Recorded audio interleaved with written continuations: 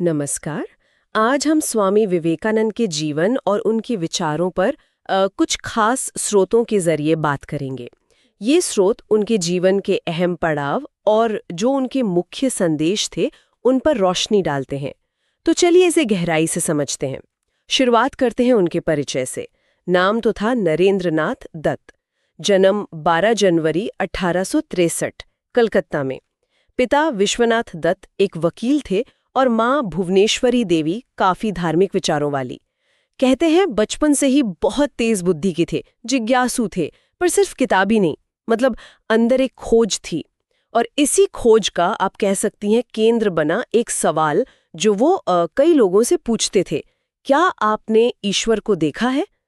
ये सिर्फ एक बच्चे का सवाल नहीं लगता है ना।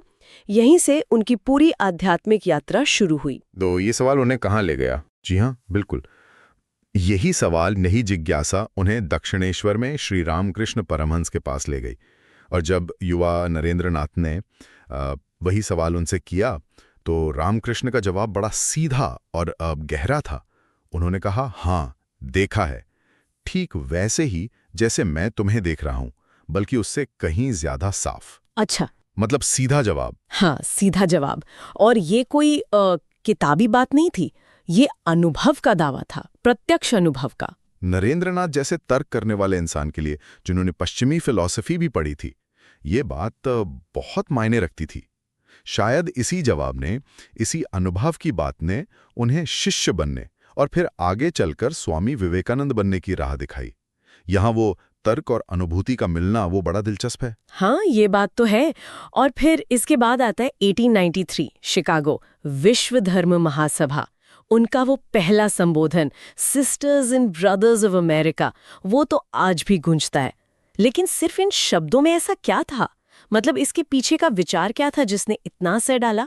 बिल्कुल, वो सिर्फ शब्द नहीं थे, वो एक एहसास था, एक अपनेपन का भाव, वेदांत का वो सार्वभौमिक नजरिया कि सब एक हैं। उन्होंने वहां सिर्फ भारत के दर्शन की बात नहीं की, उन्होंने सनातन धर्म की सहिष्णुता, आत्मा की एकता यानी अद्वैत और कैसे सभी धर्मों का सम्मान हो, ये बातें बड़े आत्मविश्वास से रखीं। सोचिए, उस समय जब पश्चिम अक्सर पूर्व को थोड़ा कमतर देखता था, तब ये कहना एक बहुत शक्तिशाली बात थी। ये दिखाता है कि विचार कितने भी पुराने हो, अगर उन्हें सही मंच मिले, सही तरह से रखा जाए, तो वो दुनिया पर असर डाल सकते हैं। सही कहा। शिकागो में विचारों का तो जबरदस्त प्रभाव पड़ा। लेकिन ये स्रोत ये भी बताते हैं कि विवेकानंद का ध्यान सिर्फ दर्शन पर नहीं था। उनका जोर तो जमीनी स्तर पर काम करने, खासकर शिक्षा और युवाओं पर बहुत ज्यादा था। उनका वो प्रसिद्ध कॉल उठो जागो, वो इसी से जुड़ा है क्या? हाँ, निश्चित रूप से। विवेकानंद के लिए शिक्षा का मतलब सिर्फ जानकारी इकट्ठा करना या डिग्री लेना नहीं था। बिल्कुल नहीं। उनके लिए शिक्षा थी मनुष्य निर्माण, मैन मेकिंग एजुकेशन, जैसा वो कहते थे। ऐसी शिक्षा जो इंसान में हिम्मत भरे, आत्मविश्वास जगाए, उसे निडर बनाए और सबसे जरूरी चरित्र का निर्माण करे। चरित्र निर्माण। जी, उनका मानना था कि ऐसे ही मजबूत चरित्र वाले युवा देश की नींव बन सकते हैं।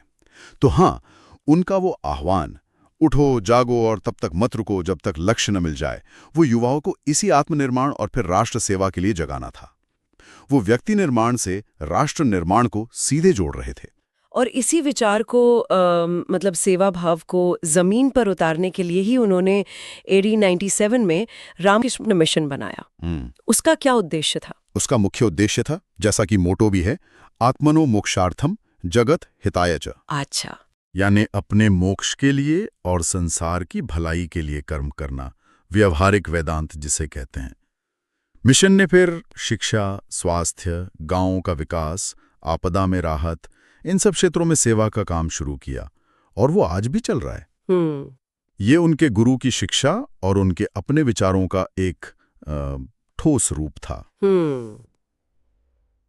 दुखद है कि वो बस 39 साल की उम्र में ही 4 जुलाई 1902 को चले गए। जी, महासमाधि ले ली, पर उनके विचार, उनका मिशन, वो तो अमर हो गए। तो इन सभी बातों को अगर हम जोड़कर देखें तो ये साफ है कि स्वामी विवेकानंद सिर्फ एक संत या फिलोसोफर नहीं थे। वो एक विचारक थे, समाज सुधारक थे, शिक्षा पर जोर देने वाले थे और युवाओं के लिए तो वो हमेशा से एक प्रेरणा रहे हैं। उनकी यात्रा एक निजी जिज्ञासा से शुरू होकर पूरी दुनिया पर असर डालने तक पहुंची। हाँ, और कमाल की बात यह है कि उनके विचार आज भी उतने ही प्रासंगिक लगते हैं। जैसे उनका वो कहना कि तुम्हारे अंदर जो अनंत शक्ति है उसे प्रकट करो। ये हर इंसान की जो भी भीतरी क्षमता है उसको पहचानने और उसे सही दिशा देने की बात है।